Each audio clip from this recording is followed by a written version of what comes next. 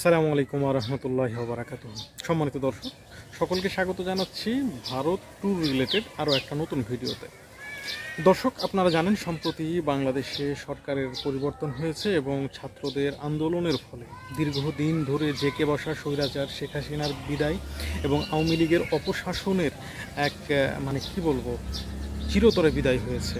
এবং এই কারণে দেখা যাচ্ছে যে অনেক ধরনের পরিবর্তন এসেছে।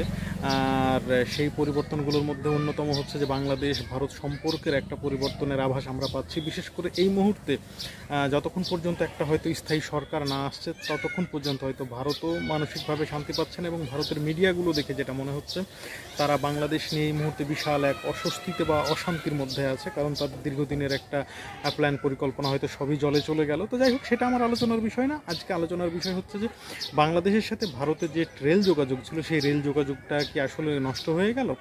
তো আপনাদেরকে বলে রাখি, বাংলাদেশ থেকে ভারতে মোট 3টি ট্রেন যাওয়া আসা করতো। সেটা হচ্ছে সর্বপ্রথম যেটা চালু হয়েছিল মৈত্রী এক্সপ্রেস, যেটা ঢাকা টু কলকাতা যেত। দ্বিতীয় ট্রেনটি হচ্ছে মিতালি এক্সপ্রেস, যেটা ঢাকা টু জলপাইগুড়ি নিউ জলপাইগুড়ি যেত। এবং সর্বশেষ যেটা চালু হয়েছিল বন্ধন এক্সপ্রেস, খুলনা টু কলকাতা। তো আপাতত ভারতের কেন্দ্রীয় সরকার এই 3টি ট্রেনই বন্ধ করে দিয়েছে, এবং শুধু এই ট্রেনগুলোর যোগাযোগই বন্ধ করেনি, সরাসরি যে বাস চলাচল হতো বাংলাদেশ থেকে ভারতের মধ্যে সেগুলো বন্ধ করে দেওয়া হয়েছে। তবে যে সমস্ত বাস অপারেটররা এপার থেকে আলাদা এবং ওই পার থেকে আলাদা সার্ভিস দিত সেগুলো আপাতত চালু থাকবে।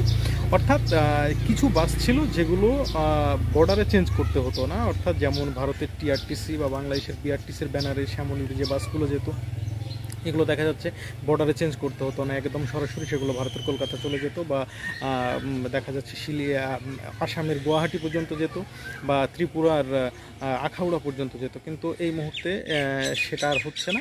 তবে যে সমস্ত বাসে আপনার যাওয়ার সময় বর্ডারে আপনাকে বাসগুলো চেঞ্জ করতে হতো, যেমন গ্রিন লাইন, সৌদিয়া, হানিফ, দেশ ট্রাভেলস, এই সমস্ত অপারেটরগুলো দুই দেশ থেকে আলাদা আলাদাভাবে অপারেট করা হয়। সুতরাং এগুলোতে কোনো সমস্যা নেই, এগুলোতে আপনারা যাওয়া আসা করতে পারবেন। তবে আপাতত যতক্ষণ পর্যন্ত বাংলাদেশে একটা ওয়েল এস্টাবলিশ গভর্নমেন্ট না আসতেছে ততক্ষণ পর্যন্ত রেল যোগাযোগটা ভারতের সাথে স্বাভাবিক হচ্ছে না বলেই আমরা ধারণা করছি। তবে আশা করছি ইনশাল্লাহ ভবিষ্যতে আবারও এই রেল যোগাযোগ আমাদের চালু হবে এবং দ্বিপাক্ষিক যে আমাদের সম্পর্ক সেই সম্পর্কটা আরও মজবুত হবে। সকলকে ধন্যবাদ।